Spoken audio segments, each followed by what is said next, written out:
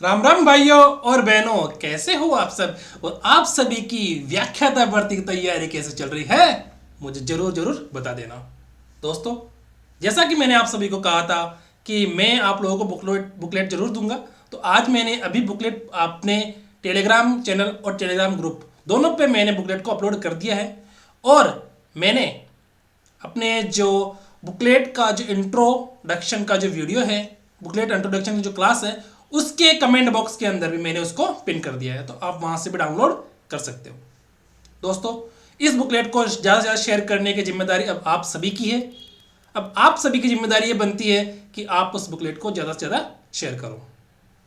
दोस्तों, बुकलेट एकदम डिजिटल है। क्या है? एकदम डिजिटल बुकलेट है।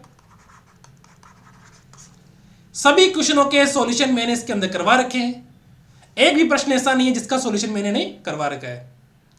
राजस्थान की पहली ऐसी बुकलेट है जो पूर्णतया 100% व्याख्याता भर्ती को जो अपना सिलेबस है उसके अकॉर्डिंग डिजाइन की गई है। इसके अंदर संपूर्ण प्रीवियस ईयर क्वेश्चन है, टॉपिक वाइज इसके अंदर प्रीवियस ईयर क्वेश्चंस दे रखे हैं। तो आप लोग उन प्रश्नों को देख लो कि वो वैसे प्रश्न आप लोगों को आते हैं या नहीं आते हैं, वो प्रश्न आप लोगों को समझ में आ रहे हैं या नहीं आ रहे, तो आप लोग एक बार ट्राई जरूर करना। दोस्तों, सांख्यिकी और क्षेत्र मिति दोनों ऐसी बुकलेट है जो आप लोगों के लिए रामबाण साबित होगी। दोस्तों, हम अभी क्या पढ़ रहे हैं? Number system. ठीक है, नंबर सिस्टम की भी बुकलेट आप लोगों को जैसे ही नंबर सिस्टम खत्म होगा उसके बाद में प्रोवाइड करवा दूंगा। रही बात साइंस की, तो देखो दोस्तों, मैं ऑफिस जाके वापस आता हूँ, फिर टाइम मिलता है ना, उस टाइम में मैं करने की कोशिश जरूर करूंगा। इसके मैंने 2 बुकलेट प्रोवाइड करवा दी है, परमाणु अणु और एक टॉपिक और है। ठीक है, रासायनिक अभिक्रिया और समीकरण। तो इसके बाद 8 टॉपिक और बचते हैं, तो उन 8 टॉपिक की भी मैं बुकलेट आप लोगों को जरूर जरूर प्रोवाइड करवा दूंगा जैसे जैसे मुझे टाइम मिलता जाएगा। और हमारे प्रैक्टिस सेशन में जैसे ही हमारा कोर्स कंप्लीट होगा, प्रैक्टिस सेशन उसी के नेक्स्ट डे से आप लोगों का प्रैक्टिस सेशन स्टार्ट हो जाएगा। तो घबराने की जरूरत नहीं है कि सर माना गणित आवे कौन है, मैं गणित क्या कह रहा, माना गणित में डर बैठ रखे है, तो था ना, डर बैठने की जरूरत ही नहीं है। ठीक है ना, समझ में आ गई मेरी बात? क्योंकि मुझे नहीं लगता कि इतनी क्लास से, इतना बेसिक से, इतना जीरो लेवल से कोई करवा पा रहा है। क्यों?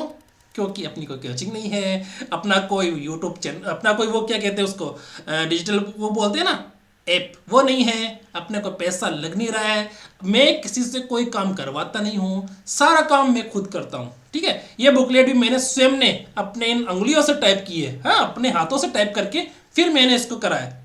तो कुछ कुछ जगह मिस्टेक हो सकती है, हालांकि मैंने चेक कर लिया, पर हो सकती है, तो आप लोग मुझे जरूर बता देना। आप लोग मुझे जरूर बता देना कि सर यहाँ पर मुझे यहाँ पर गलती लग रही है, तो मैं उसके अंदर उसको सही करके वापस अपलोड कर दूंगा। सही बात नहीं है या नहीं है?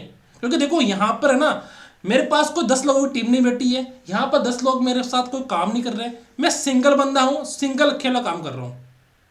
ठीक है ना, अब सिंगल आदमी से देखो गलती हो सकती है, तो आप लोग ध्यान रखना। ठीक है ना, अब मैं कितनी ध्यान रखूंगा, है ना, कितना ध्यान रखूंगा, फिर भी मैंने खूब आराम से इसको चेक करके फिर अपलोड किया है। आप लोग गलती हो तो मुझे बता देना। ठीक है, अब आप लोगों की एक जिम्मेदारी बनती है, आप लोगों का एक मॉरल ड्यूटी बनती है कि आप लोग इसे ज़्यादा से ज़्यादा शेयर करो। शेयर करने की जिम्मेदारी आप लोगों की है। अगर एक लड़का भी, अगर एक लड़की या एक लड़का अगर 10 जनों को भी शेयर करेगा, तो मुझे मोटिवेशन मिलेगा कि हाँ चलो ठीक है, मेरी बुकलेट आराम से आप लोगों के काम आ रही है। ठीक है, चलो आज क्लास लेते हैं नंबर सिस्टम की सेकंड क्लास। देखो, पहली क्लास जो मैंने ली थी उसमें क्या दिक्कत आ गई थी, वो क्लास बड़ी थी, वो क्लास थी 30 मिनट की हुई थी, है ना, हाफ एन आवर, है ना। वो क्लास 1 घंटे की थी, पर वो क्लास फिर 30 मिनट की मैंने इसलिए की क्योंकि लाइट ऑफ हो गई थी, है ना, लाइट चली गई थी। लाइट जाने की वजह से वो क्लास मुझे बीच में रोकनी पड़ी, सिर्फ इसलिए। नहीं तो वो क्लास 1 घंटे की थी, 1 घंटे 1.5 घंटे की बीच बीच की थी, पर वो लाइट जाने की वजह से फिर वो क्लास जैसे लाइट गई, फिर मैंने उसको वहीं रोक दिया, है ना, वो लाइट जैसे गई उसको मैंने वहीं रोक दिया। ठीक है, उसके बाद में बताओ लाइट जाने के बाद क्या, फिर एकदम वो क्लियरिटी नहीं आ पाती है ना, एकदम क्लियरिटी नहीं आ पाती है। ठीक है, तो आज शुरू करते हैं अपनी नंबर सिस्टम वाली क्लास। उसके आगे, है ना, उसके आगे शुरू करते हैं पूर्ण संख्या। संख्या कौन सी होती है? हाँ, पूर्ण संख्या मतलब जिसके अंदर जीरो, 1 2 डैश करके अनंत तक। प्राकृत संख्या,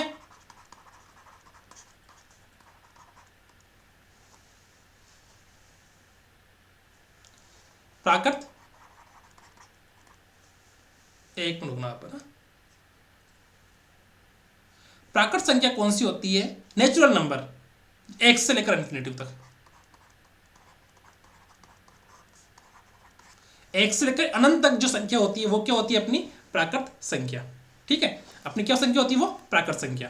ठीक है, अब होती है सम संख्या। देखो, पूर्ण संख्या, प्राकृत संख्या, है ना, सम संख्या, विषम संख्या, ये अपनी जो बेसिक जानकारी है नंबर सिस्टम के अंदर वो है।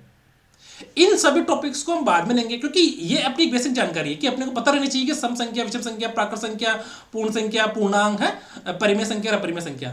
ठीक है, ये तो अपने यहाँ तक आ गया। उसके बाद हम टॉपिक वाइज लेंगे, सबको टॉपिक वाइज क्वेश्चंस लेंगे।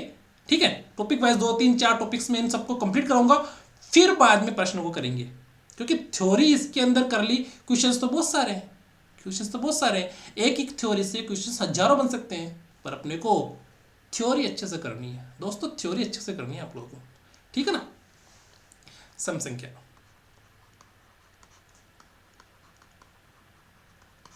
ठीक है, अब सम संख्या कौन सी होती है बताओ मुझे? सम संख्या वो जो 2 से विभाजित है, जिसके अंदर 2 का भाग पूरा पूरा चले जाए वो तो सम संख्या, और जिसमें नहीं जाए वो विषम संख्या।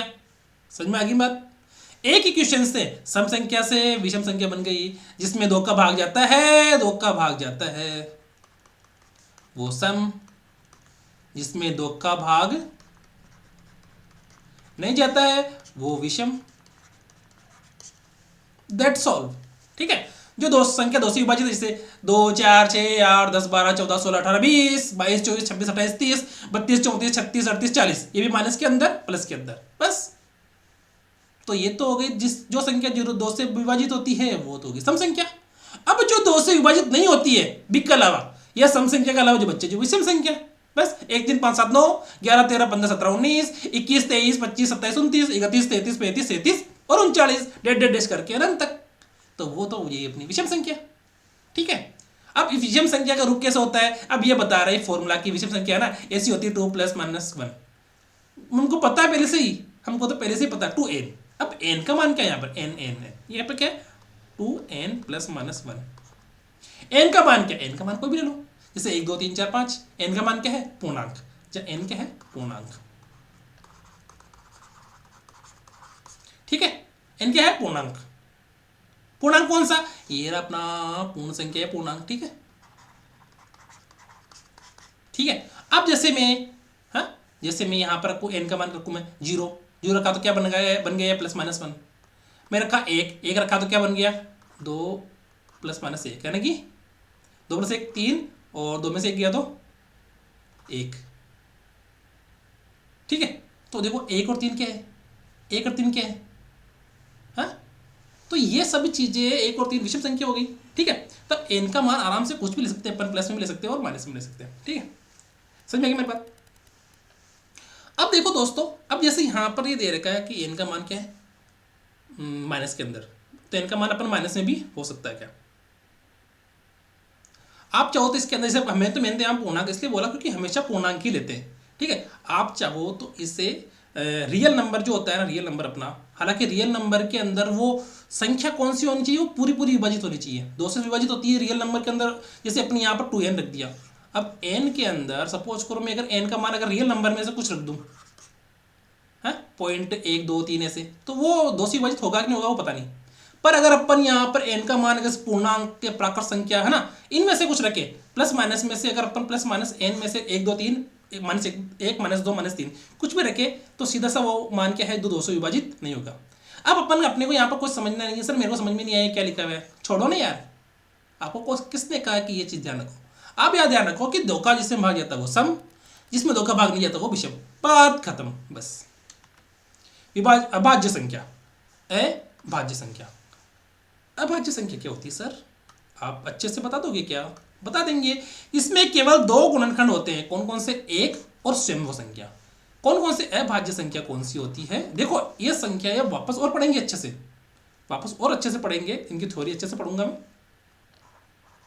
अभाज्य संख्या, क्योंकि स्टार्टिंग में एक बेसिक जानकारी दे दी आप लोगों को कि क्या क्या है होने वाला है, फिर उसके बाद में क्वेश्चंस के साथ साथ इन सभी को करते जाएंगे। अभाज्य संख्या कौन सी अभाज्य संख्या होगी सर?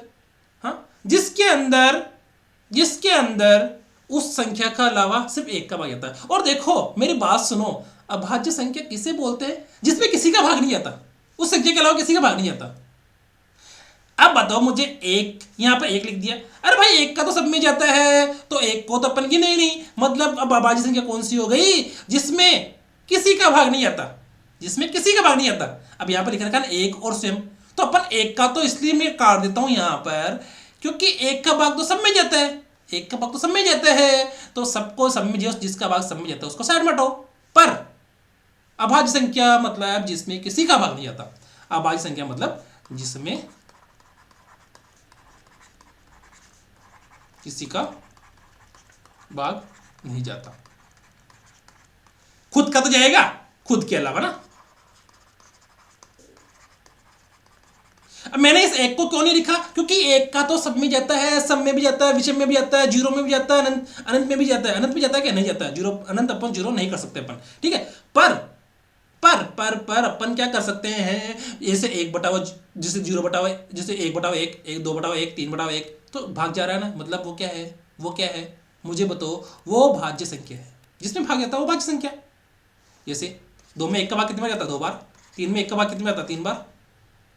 चार में कितनी बार जाता है एक का भाग? चार बार। तो एक का भाग समझ आ रहा है।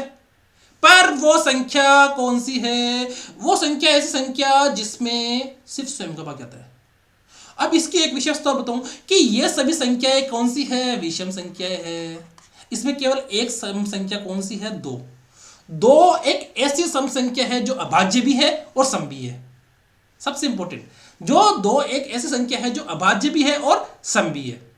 जैसे अब मैं कह दूं, जैसे तीन में सिर्फ एक का, तीन का भाग जाता है 5, 7, 11, 13, 17, 19, 23, 29, है ना, 31। ये ऐसी संख्या है जिसमें किसी का भाग नहीं जाता। आपने कभी सुना क्या कि 19 किसी के पहाड़ी में हो, 73 किसी के पहाड़ी में हो, 67 किसी के पहाड़ी में हो, 37 किसी के पहाड़ी में हो? ये किसी के पहाड़ी में नहीं आते हैं, क्योंकि इनका खुद का ही पहाड़ा है। 37 से कम 37, 37 दूनी 74, क्योंकि इनका खुद का ही पहाड़ा है। ये किसी के पहाड़ी में आते नहीं है। क्यों? क्योंकि ये विषम संख्या है, साथ ही साथ ये अभाज्य संख्या भी है, ठीक है। अब देखें आगे कौन सी कि सम और सबसे छोटी अभाज्य संख्या कौन सी सर? दो एक सम संख्या भी है और अभाज्य संख्या भी है। सम संख्या भी है और अभाज्य संख्या भी है। सबसे छोटी तीन अंकों की अभाज्य संख्या 101। ये ध्यान रखना आप। सबसे छोटी 3 अंकों की अभाज्य संख्या कौन सी है? 101। 101 सबसे छोटी 3 अंकों की अभाज्य संख्या है, ठीक है। 3 अंकों की सबसे बड़ी अभाज्य संख्या कौन सी है? 997, जिसमें किसी का भाग नहीं जाता है सिर्फ एक के अलावा, है ना। लगातार विषम अभाज्य संख्या का युग्म 3 5 7 3 5 7। ये 3 5 7 3 5 7, इसका मतलब क्या हुआ कि तीनों एक विषम संख्या का युग्म है, जो क्या है? अभाज्य भी है। जो तीनों क्या है? लगातार आते भी हैं। देखो यहां पर ये तीनों 3 5 और 7, 3 के बाद में 4, 5 के बाद में 6, है ना। तो ये क्या है? एक युग्म बन गया। कौन सा युग्म बन गया? 3 5 और 7 का युग्म बन गया। ये युग्म एक ऐसा युग्म है जो अभाज्य भी है और विषम संख्या भी है, और एक ऐसा युग्म जो लगातार विषम संख्याओं का केवल युग्म, लगातार विषम संख्या का युग्म। मैं कहता हूं कि इसके अलावा, ये कह रहा कि केवल युग्म, है ना, इसके अलावा कोई युग्म है नहीं दूसरा, ठीक है। क्यों नहीं है? क्यों नहीं है ऐसा युग्म जो लगातार करने के बाद भी वो युग्म बन जाता है? क्या बताओ, सोच के बताओ मुझे कि ये युग्म ही ऐसा क्यों है जो 3 संख्या है, इसके अंदर 3 संख्या है, 3 5 7, वो संख्या के अलावा 3 ऐसा कोई युग्म है क्या जो बन सकता है अपना? बताओ। नहीं है। क्यों नहीं है? इसका कारण बताऊंगा। देखो क्यों नहीं है। देखो अपने आप ये बताओ मुझे, इस युग्म में क्या क्या चीज आ रही है? इस युग्म में क्या क्या चीज आ रही है? एक तो 3 आ रहा, एक 5 आ रहा, 7 आ रहा, 3 5 7 आ रहा है, आ रहा है ना, आ रहा कि नहीं आ रहा है? हाँ सर। अब ऐसी संख्या कोई सी मान लो आप, ये 5 को हटाओ पहले तो। अब इस 3 और 5 ऐसे कोई संख्या मान लो, जिससे अपन मान लेते हैं कोई संख्या ऐसी है क्या, देखो इसमें 3 और 7 आके आ रहा है किसी में, हाँ जैसे ये रहा, देखो 13 17 ना, ये आ गया 13 17 है ना, 15 और 17 ऐसे युग में बन सकता है ना, बन सकता है। पर 15 के अंदर भाग जाता है ना, किसका, 3 का जाता है, 5 का जाता है ना। और एक संख्या देखते हैं, कैसी संख्या जिसमें 3 और 7 कम पास पास में, क्या 3 और 7, 3 और 7 नहीं है, 3 7 नहीं है, किसी में ही नहीं है ना, किसी में ऐसा युग्म नहीं है जो लगातार विषम संख्या का युग्म हो, लगातार तीनों लगातार आना चाहिए वो, जैसे एक के बाद में दो, दो के बाद दो, एक के बाद में दो, दो के बाद में 3, 3 के बाद में 4, 4 के बाद में 5, 5 के बाद में 6, जैसे 1 3 5 ये लगातार है ना, तो ऐसा युग्म कोई है नहीं। इसके अलावा, किसके अलावा, 3 5 7 के अलावा कोई ऐसा युग्म नहीं है जो क्या हो, विषम संख्या भी हो और अभाज्य संख्या भी हो। ठीक है, समझ में आ गया? आगे देखते हैं। सह अभाज्य संख्या, हाँ, सह अभाज्य संख्या, इसका मतलब क्या हुआ?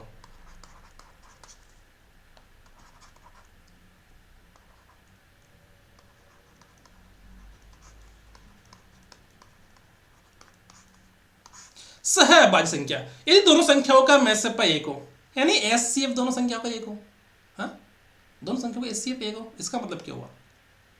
सर जैसे 2 3 इन दोनों का लहसा तो चाहिए अच्छे, पर एचसीएफ कितना है, 1, ठीक है सर।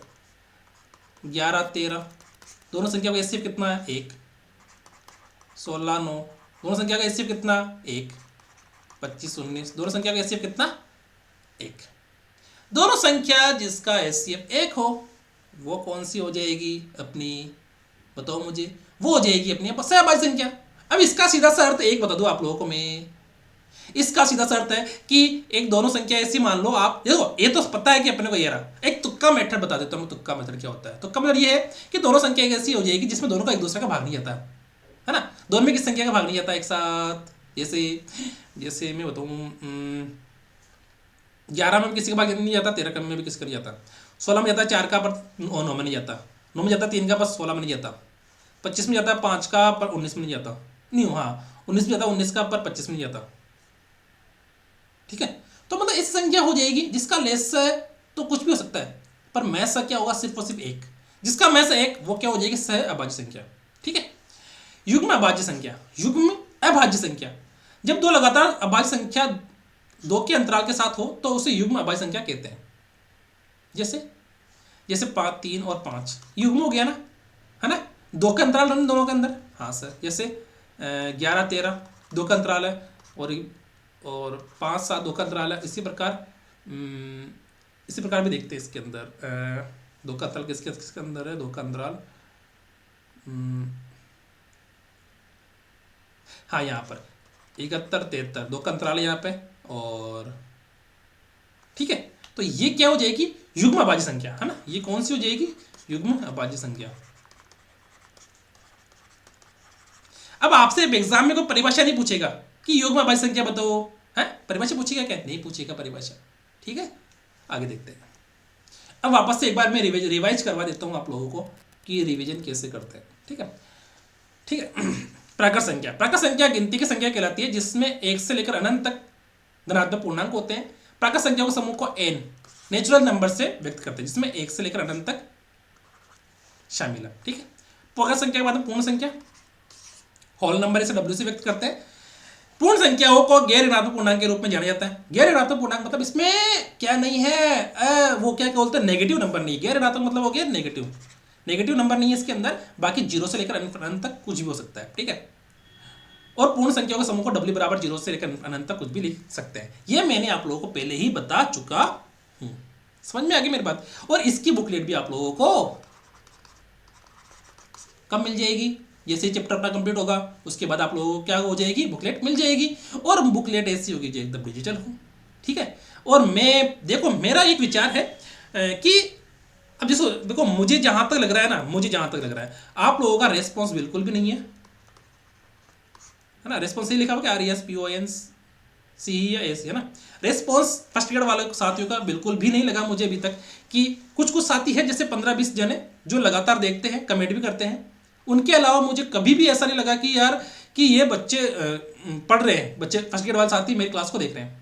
ठीक है, अगर आप लोग चाहते हो कि मैं प्रैक्टिस सेशन भी लाऊं, ठीक है, हालांकि मेरा लाने का पूरा पूरा विचार है, पर भी लाऊं नहीं लाऊं वो देखो आप लोगों के ऊपर डिपेंड करता है। आप लाइक ज़्यादा से ज़्यादा शेयर कीजिए क्लासेस को, ठीक है, बच्चे जुड़ेंगे तभी तो मैं ला पाऊंगा। बच्चे ही नहीं पढ़े तो फिर पढ़ाने का मतलब क्या है? जब बच्चे पढ़ ही नहीं रहे तो पढ़ाने का मतलब क्या है? ठीक है, अब वो आपकी जिम्मेदारी है, आप कैसे करते हो। ठीक है, प्रैक्टिस सेशन में जरूर लाऊंगा, क्योंकि जैसे हमारा जैसे अब 2 चैप्टर और बच्चे हैं, वो 2 चैप्टर ऐसे हैं कि इनमें ज़्यादा क्लासेस नहीं लगेगी, शायद मेरे हिसाब से 10 12 15 क्लास में हो जाएगा एक चैप्टर। ठीक है, और देखो मेरा पढ़ाने का उद्देश्य सिर्फ इतना सा है कि बेसिक से पढ़ा दो, ताकि आप लोगों को भटकना नहीं पड़े, बार बार इधर उधर नहीं जाना पड़े। ठीक है ना, क्योंकि कम क्लास से लेकर मैं वो नहीं कर सकता कि भाई कम क्लास ले ली, 2 4 क्लासों में संख्या यदि कंप्लीट कर दिए और आप लोगों के सर से ऊपर चला गया सारा सामान, ना तो क्वेश्चंस आप लोगों के पास, ना प्रैक्टिस बुकलेट आप लोगों के पास है। सर ने जो कराया क्वेश्चंस वो कर लिया, बच्चा राजी हो गया। जो छोटे बच्चे को टॉफी देते हैं ना, वैसे राजी कर देते हैं आप लोगों को। हाँ भाई 10 क्वेश्चन आ गया था ना, हाँ हाँ माना सर आ गया, राजी हो गया चौचरी। अरे राजी होने का मतलब था ना टॉफी दे दी, वो लॉलीपॉप बोलते हैं ना, टॉफी दे दी, तो वैसे राजी हो जाते हो कि हाँ सर मुझे जो क्वेश्चन करा दी वो आ गया। क्वेश्चंस देखो हजारों बनते हैं, पर आप लोगों को बेसिक आनी चाहिए गणित के अंदर। मैं कह रहा हूँ बेसिक अगर आप लोगों को अच्छे से आ गई, क्वेश्चंस को समझ में आ गया आप लोगों के, ठीक है। मैंने बहुत सारे चैनल देखे हैं व्याख्यात भर्ती में जो तैयारी करवा रहे हैं, पर वो क्या है 2 4 क्लास से लेके और कंप्लीट, सर कंप्लीट हो गया हमारा कोर्स, हमारा कोर्स कंप्लीट हो गया, हमारा कोर्स कंप्लीट हो गया, बच्चे देख के हाँ सर कंप्लीट हो गया, हमारा भी कोर्स कंप्लीट हो गया। ना तो उनके पास बुकलेट है, न वो उनको बेसिक से नॉलेज है। सर ने 10 क्वेश्चन कराए, वो आ गए, बच्चा राजी। हाँ, टॉफी दे देते हैं बच्चे को, वैसे राजी हो जाते हैं। तो आप लोगों को वैसा नहीं करना, मैं नहीं करना चाहता, क्योंकि मेरे पास बताया मैंने आप लोगों को करना, मेरी कोई कोचिंग है ना, मेरे कोई इंस्टीट्यूट है, मैं खुद तैयारी करता हूँ। ये सारी चीज़ें मैंने खुद ने टाइप कर रखी है, इसलिए ठीक है, ये सारी चीज़ें मैंने खुद ने टाइप कर रखी है, इसी वजह से मैं ये सब कर पा रहा हूँ, इतनी क्लासें ले पा रहा हूँ। ठीक है, चलो आगे देखते हैं। पूर्णांक, इंटीजर, इंटीजर संख्या। ठीक है, पूर्णांक सभी पूर्ण संख्याओं का समूह है, लेकिन इसमें प्राकृत संख्याओं का ऋणात्मक समूह भी शामिल है। इसे जेड से दर्शाते हैं। इसका मतलब क्या, पूर्णांक सभी पूर्ण संख्याओं का समूह। देखो सही पूर्ण संख्या कौन कौन सी सर, 0 1 2 3 डेडेडेस, लेकिन इसमें प्राकृत संख्याओं का ऋणात्मक समूह शामिल। ऋणात्मक मतलब प्राकृत संख्या कौन कौन सी, 1 -2 -3, है ना, प्राकृत संख्याओं का ऋणात्मक समूह, -4 डेडेडेस करके, है ना। ये तो होगी पूर्ण संख्या, और ये प्राकृत संख्याओं का क्या हो गया, ऋणात्मक समूह। ठीक है, समझ में आ गई। वास्तविक संख्या, सभी धनात्मक और ऋणात्मक पूर्णांक, सभी धनात्मक और ऋणात्मक पूर्णांक, ये हो गए, ये धनात्मक पूर्णांक और ऋणात्मक पूर्णांक। भिन्नात्मक और दशमलव संख्या है, जिनमें काल्पनिक संख्या नहीं होती है, वास्तविक संख्या कहलाती है। इसे आर से व्यक्त करते हैं। आर का मतलब रियल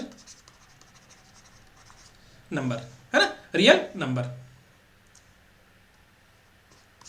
समझ में आ गई मेरी बात, आर का मतलब हो गया रियल नंबर।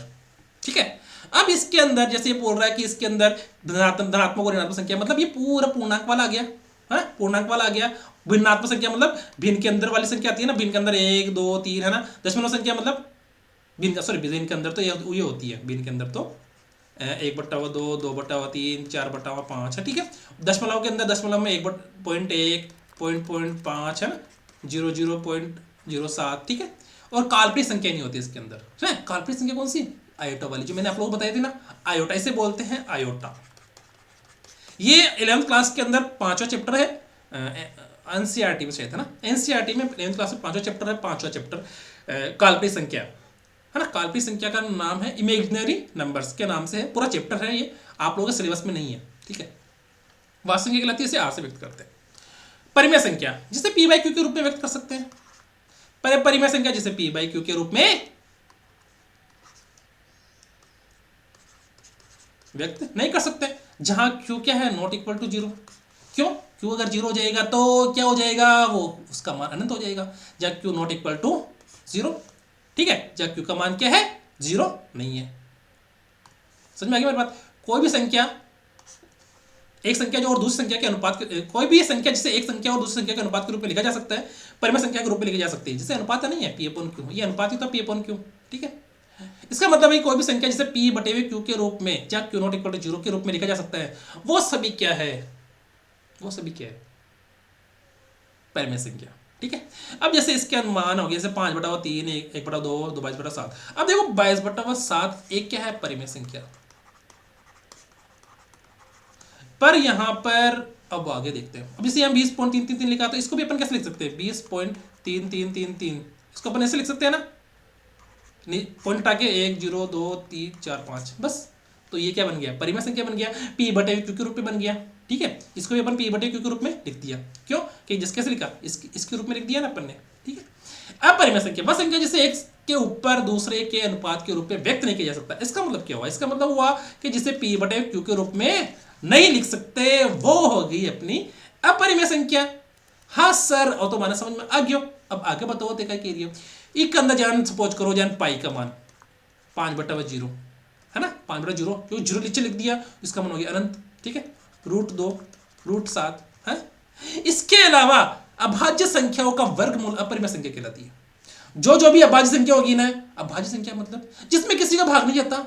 हाँ सर, जिसमें किसी का भाग नहीं जाता है तो वो कौन सी अभाज्य संख्या। अब अभाज्य संख्या है जैसे √2 समवाय संख्या, √3 √5 √7 √11 √13 √19 √17 √23 √29 √31 √33 में जाता है क्या, में 3 हो जाता है, √37 और √41 √43 √47 है ना। तो ये क्या है, ये पूरी क्या है अपने अपरिमेय संख्या। क्यों, क्योंकि ये क्या है अभाज्य संख्या। अब अभाज्य संख्या को क्या कर दिया अपन ने, रूट में कर दिया, और अभाज्य संख्या को रूट में कर दिया, तो वो क्या हो गई अपनी अपरिमेय संख्या हो गई। क्या होगी वो, अपरिमेय संख्या।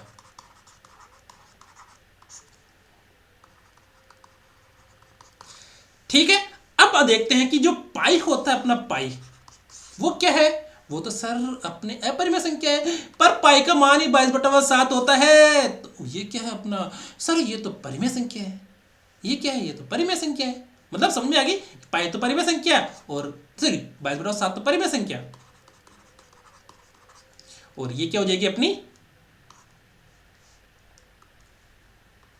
अपरिमेय संख्या। समझ में आ गई मेरी बात, नहीं समझ में आए तो कमेंट कर देना, सर हमारा आज समझ में आई कौन है, तो थे मैंने बता देव कि बता देव आपका कौन सा पैसा लाग रही है। ठीक है, अब देखो काल्पनिक संख्या जो अपने सिलेबस में नहीं है। ठीक है, वह संख्या जिसे a+i/b के रूप में लिखा जा सकता हो, जहां a और b, जहां a और b क्या है, ये वास्तविक है। ये क्या है, वास्तविक मान इन दोनों के, वास्तविक संख्या ये दोनों है ना। ठीक है, और आयोटा एक काल्पनिक संख्या है। आयोटा क्या है, एक ये जो आयोटा लिख रखा है आयोटा, ये क्या है, एक काल्पनिक संख्या। जटिल संख्या सी के रूप में जानी जाती है ना, इसको सी को बोलते, सी को इसको मतलब क्या बोलते हैं, इसको बोलते हैं कॉम्प्लेक्स, कॉम्प्लेक्स नंबर बोलते हैं इसे, है ना। अब इसका सीधा सा अर्थ यही है कि अपनी जो भी संख्या रहती है ना, अपने जो भी संख्या रहती है ना, वो रूट के अंदर माइनस में नहीं होने चाहिए। कोई भी संख्या रूट में माइनस में नहीं होनी चाहिए। समझ में आ गई मेरी बात। अगर कोई संख्या रूट के अंदर माइनस में है तो वो क्या हो जाएगी अपनी काल्पनिक संख्या। ठीक है, अब जैसे रूट -1 उसको क्या बोल देंगे अपन, आयोटा। अब इसका सीधा सा फॉर्मूला यही है कि जैसे रूट-1 को क्या बोल दिया, आयोटा। ठीक है, अब आयोटा स्क्वायर को क्या बोल दिया, -1। ठीक है, आयोटा क्यूब को क्या बोल दिया, माइनस, आयोटा क्यूब को क्या लिख दूंगा मैं, iota square into iota. Iota square का मतलब क्या हो गया, -1 और आयोटा। ठीक है, तो इसको क्या बोल देंगे, माइनस आयोटा, और आयोटा स्क्वायर, आयोटा के बाद 4 को क्या बोल देंगे, iota square into iota square. ठीक है, आयोटा स्क्वायर का मान -1, फिर -1, इसका हो जाएगा 1। ठीक है, समझ में आ गई मेरी बात। Okay sir. ठीक है, जो भी संख्या अपने रूट के अंदर माइनस के अंदर है, वो सारी संख्या, जैसे रूट के अंदर माइनस में संख्या है ना, इसको मैं क्या जो देख लो, रूट के अंदर माइनस नेगेटिव वाली संख्या क्या कहलाती है, कॉम्प्लेक्स नंबर। ठीक है, आप लोगों के पास देखो, मैं आप लोगों को बता दूं, ये सब क्वेश्चंस आप लोगों के सिलेबस में आएगा नहीं, मेरे जहां तक नॉलेज है। क्यों, क्योंकि ये जो सेकंड गेट का पेपर होगा ना, second grade first grade NMBER, second grade और फर्स्ट ग्रेड का जो पेपर होगा ना, सेकंड पेपर जो सब्जेक्ट का पेपर होता है, उसमें ये चीज़ें आती है, काल्पनिक संख्या, कॉम्प्लेक्स नंबर। आप लोगों के सिलेबस में नहीं है तो आप लोगों के सिलेबस में नहीं आएगा, ठीक है। और जहाँ तक हो सकता है मैं मेरे अकॉर्डिंग कभी किसी की सिलेबस में आया भी नहीं है ये क्वेश्चंस, और आ गया ना, मैं कहता हूँ कि 99% जो आर्ट्स और कॉमर्स के बच्चे वो गलत कर देंगे, 99%, ठीक है। अब देखो ये थोड़ा सा डायग्राम है, तो इस डायग्राम के अकॉर्डिंग समझते हैं। जैसे पहले कॉम्प्लेक्स नंबर आ गया ना, इसका मतलब क्या होगा, काल्पनिक संख्या, ठीक है। अब काल्पनिक संख्या में जैसे 3 - 4 आयोटा है, 7 + 2 आयोटा माइनस आयोटा √4, ठीक है, √3 - 5 आयोटा। तो ये सब संख्या है जिसमें आयोटा लग रखा है, जिसमें आयोटा लग रखा है, इसको क्या बोलते हैं, आयोटा। इसे ये बोलते हैं आयोटा। क्या बोलते हैं, आयोटा, आयोटा, ठीक है, आयोटा, ठीक है।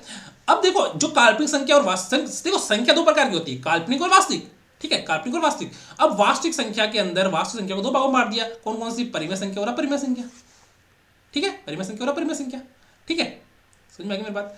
अब नेचुरल संख्या कौन कौन सी, नेचुरल संख्या 1 2 3 4 5, 1 2 3 4 5। अब इसमें अगर जीरो मिला दूंगा, इसमें अगर जीरो मिला दूंगा तो वो क्या संख्या बन जाएगी, पूर्ण संख्या। और अगर इसमें संख्या को नेगेटिव में नेगेटिव और पॉजिटिव कर देंगे, ये तो पॉजिटिव, ये नेगेटिव और ये पॉजिटिव, तो वो क्या हो जाएगी, बताओ वो क्या हो जाएगी, वो प्राकृत संख्या, पूर्ण संख्या, पूर्णांक हो जाएगी। ये संख्या क्या हो जाएगी, वो पूर्णांक, ये पूर्ण, ये प्राकृत। समझ में आ गई मेरी बात, ठीक है। ये क्या हो जाएगी अपनी परिमेय संख्या,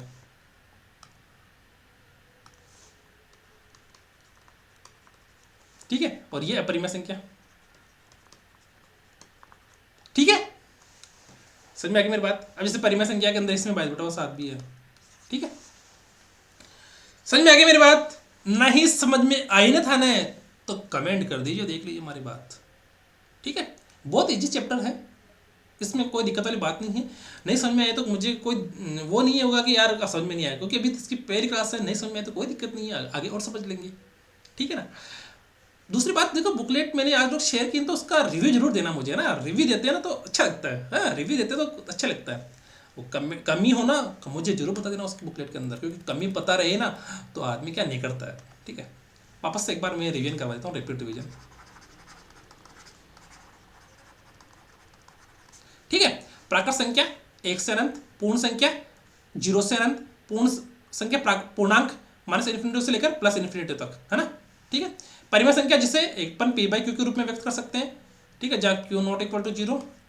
और अपरिमेय संख्या जिसे p/q के रूप में अपन व्यक्त नहीं कर सकते।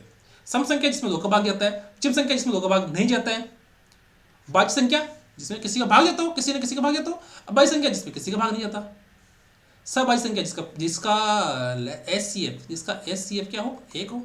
वास्तविक संख्या, वास्तविक संख्या कौन सी, रियल नंबर, ये क्या हो गया, रियल नंबर। रियल नंबर तो सारे रियल नंबर ही हैं, ठीक है। अवास्तविक संख्या इसको अपन बोल देंगे काल्पनिक संख्या, ठीक है। छोटी सी लाइनें हैं, समझ में आ जाएगी, ये सब रिवीजन है, एक बार आप देख लेना इससे, है ना, REVISION, ठीक है। ये रिवीजन है तो आप लोग इसे आराम से देख लेना। कोई चीज़ समझ में नहीं आई तो मुझे कमेंट जरूर कर देना, आपका भाई आप लोगों के साथ है, ठीक है। मैं कोई सर नहीं हूँ, न कोई, देखो सर का बोलते हैं जब इंस्टीट्यूट हो, बड़ा इंस्टीट्यूट हो, जब किसी का नाम हो, सर सर सर सर, अरे अपन तो छोटे भाई आप लोगों के, कोई दिक्कत वाली बात नहीं। आप मुझे कुछ ही बोल सकते हो कि आप लोगों को समझ में नहीं आए तो मुझे बोल सकते हो, पर रेस्पेक्ट से, ऐसा नहीं कि बट डरा रहे जैसे बोल दे, है ना, कोई भी चीज़ हो रेस्पेक्ट से आप पूछ सकते हो, ठीक है। नहीं आए तो देखो, अब आपको लोगों के नहीं आएगी तो बता दूंगा मैं, ठीक है, मेरी भी जिम्मेदारी बनती है ना, ठीक, बताने की, बता दूंगा आप लोगों को, अगर कोई भी चीज़ नहीं आएगी ना बता दूंगा मैं, ठीक है। एक अभाज्य संख्या, अभाज्य संख्या देखो,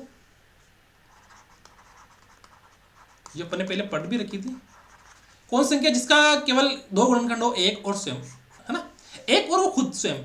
इसका मतलब क्या हुआ, जो सारी विषम संख्याएं हैं जिसमें किसी का भाग नहीं जाता हो, जिसमें किसी का भाग नहीं जाता हो, वो क्या हो जाएगी, अभाज्य संख्या। जैसे ये सारी अभाज्य संख्या 2 3, ये तो 2 कौन सी होगी, 2 सम और सबसे छोटी अभाज्य संख्या कौन सी है, 2।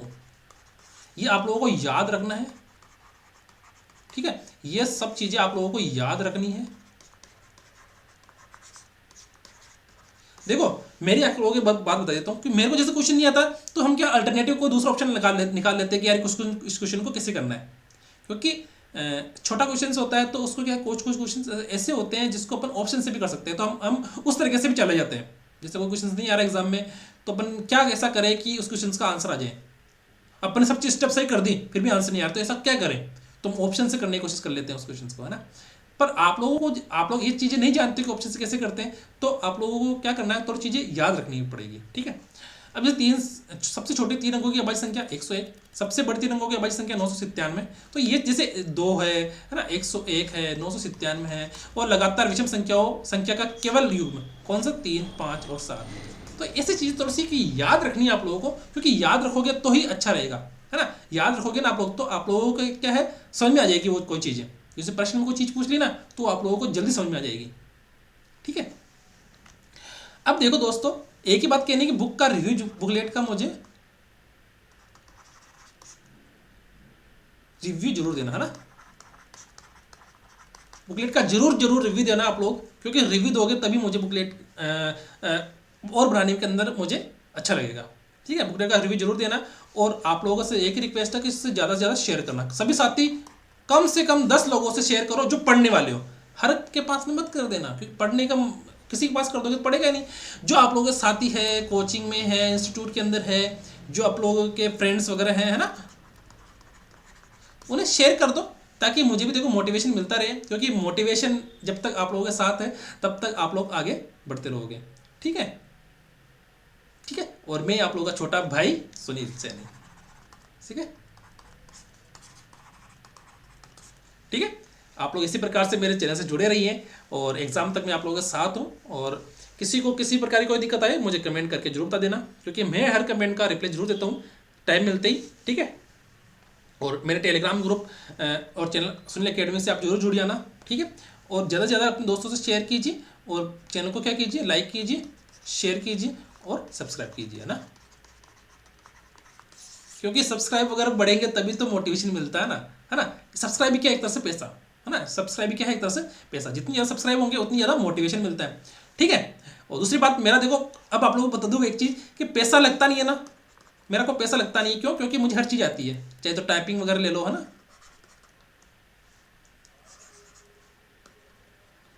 जैसे टाइपिंग वगैरह करके ये सब चीज़ बनाना करना वो मुझे खुद को आता है ना।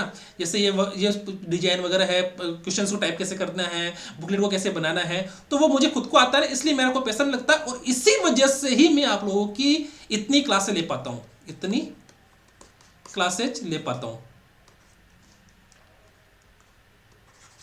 ठीक है, इसी वजह से। क्योंकि अगर पैसा लगता तो हर पीपीटी का, हर क्लास का पैसा लगता फिर उसके अंदर, कि हर क्लास के अंदर जैसे 10 क्वेश्चन टाइप किए दूसरों ने तो उसका पैसा दे देना पड़ता, तो अभी तक तो मेरे बहुत सारे पैसे लग जाते, पर मेरा पैसा खर्च नहीं होता। इसी वजह से मैं क्या कि रात को 10 बजे, रात को 11 बजे, रात को 2 बजे, रात को सुबह 6 बजे कभी भी उठ के मैं उसको खुद ही तैयार करके खुद ही बना लेता हूँ, है ना। दूसरा अगर टाइप करेगा तो उसको क्या पता कि कौन सी चीज़ कहाँ रखनी है, मुझे यहाँ पर कौन सी चीज़ रखनी है, यहाँ पर कौन सा प्रश्न रखना है, तो वो देखो दूसरा से टाइपिंग करवाने में जैसे हिंदी वगैरह की चीज़ें होती है ना, हिंदी करंट अफेयर्स है, जीके वगैरह है, तो वो तो चल जाता है, पर गणित में नहीं चलता। गणित में जैसे मैं हूँ तो मैं खुद ही करना अच्छा लगता है, ठीक है। आज के लिए इतना ही, मिलते हैं इसके नेक्स्ट वीडियो के अंदर, नेक्स्ट क्लास के अंदर, अपनी नंबर सिस्टम के अंदर, 3rd क्लास के अंदर। दूसरी बात, ये क्लास बड़ी थी, पहले जो क्लास ली थी मैंने नंबर सिस्टम की, वो क्लास बड़ी थी, पर उसमें लाइट का इश्यू आ गया था, इसी वजह से मैंने फिर उसको ऑफ करके आज 2nd क्लास लिया, ठीक है। अच्छा लगा तो प्लीज़ लाइक कीजिए, शेयर कीजिए, सब्सक्राइब कीजिए, और अपने दोस्तों को